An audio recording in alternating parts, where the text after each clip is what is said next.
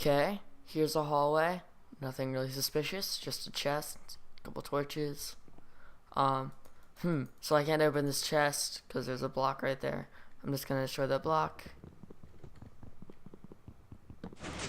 Oh no, I'm dead. Okay, sorry for that, corny intro, but it was kind of necessary because I just wanted to show kind of how the trap works, how people are supposed to fall into it. Okay, I'm gonna change it to creative.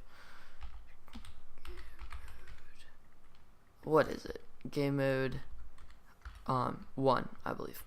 Okay, so how this thing works is, okay, first of all I need to reset the trap, and all you need to do to reset this trap is you just need to get one torch and one wood, which they're going to be breaking. You're going to place the wood right there and the torch right here. And okay, so I'll explain the trap. Essentially how it works is you're assuming that the person knows that they can't open this chest right here because there's a wooden block right here. So they're going to destroy it when they're trying to open up the chest. And then when that happens, some sticky pistons are going to pull away these 4 wooden blocks. Now, I made this mainly because a lot of PvP traps are incredibly expensive. So I wanted one that was less expensive that you don't have to put a ton of materials into. So here it goes. So what happens is it's a signal thing. So when they break this block, this torch is going to be taken away. And when that torch is taken away, this signal is going to stop being sent. Now this signal is currently powering 2 pistons that are right here. Now these pistons are holding up, see those 2 pistons and these 2 right here. And then when you take away that signal, the pistons retract the floor, and then yeah, you fall into a pit of lava. So that's kind of expensive because it's really annoying in PvP and stuff to have to find slimes, because slimes are kind of rare. Finding slime chunks can be annoying. So if you don't want to use sticky pistons, or you just don't have any slime balls yet, you can use this version, which is slightly more suspicious because in general people associate gravel with traps. So you can use gravel or sand. And how this one works, it's slightly similar. So you've got the same concept of, it's an inverted signal. When this when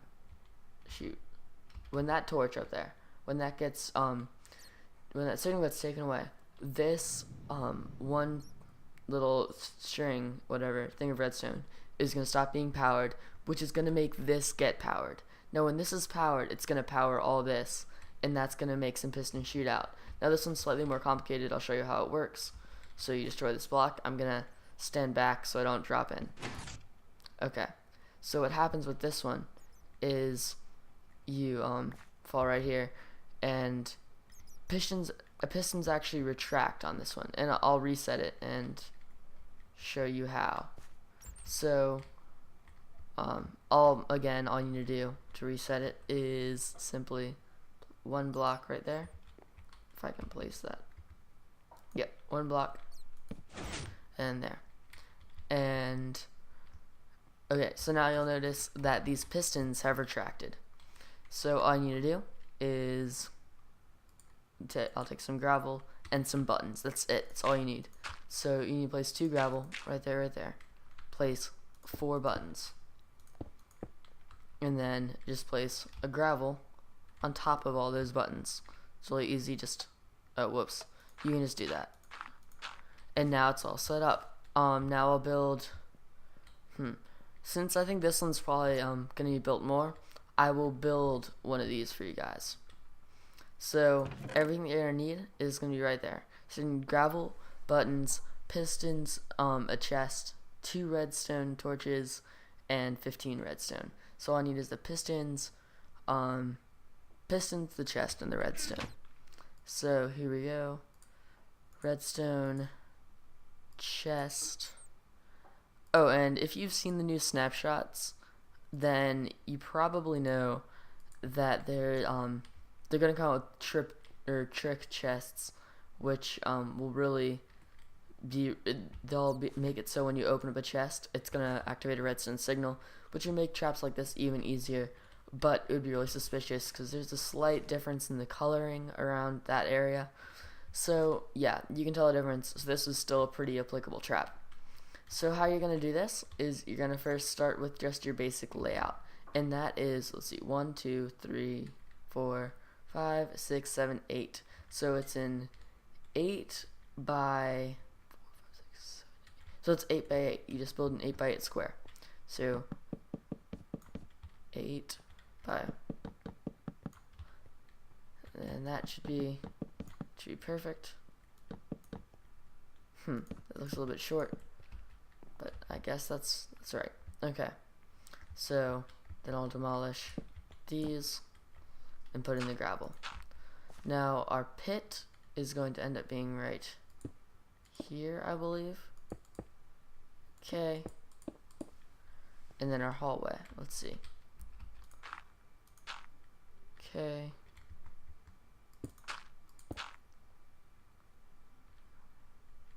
Oh, I'm building this too low, or whatever, it doesn't really matter. Those can be there.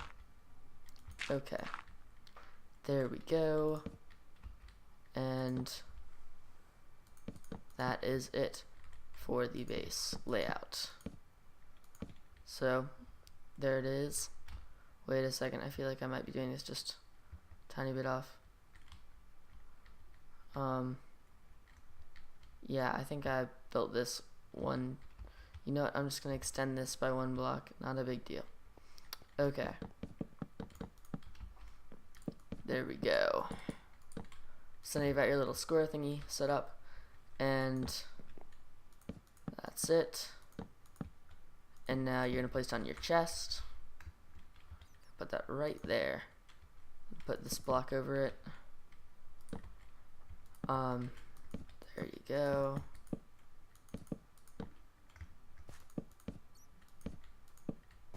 Oh yeah, and in the materials that I mentioned, I mean, obviously you need to have some sort of building material, but it really doesn't matter what it is.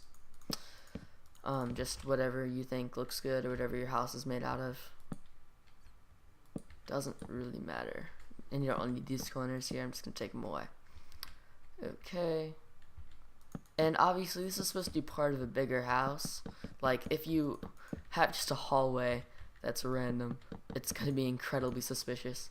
But you can hide this. You can just like put it as a small portion of a house. It's basically a guard against raiding. Someone tries to raid your house, they're going to kill themselves. It's also, it's expandable, so you can make the entire floor drop out. But just for if you don't have enough resources, you can just make it the little 2x2 thing that I'm making here. Okay, so now the little bit complicated part.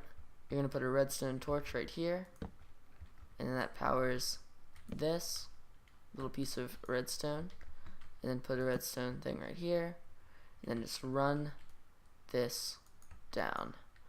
Okay, now you need to put in your pistons. Now the pistons in here are going to be, okay, so the floor is right there, and you want to put them beneath the floor. So you want it to be right here. Right here, right there. Same thing over here. And then put on those. And then put on the buttons. And there we go, with the gravel. Now the base. That part is pretty easy to set up. And I'm just gonna put in right here. Okay.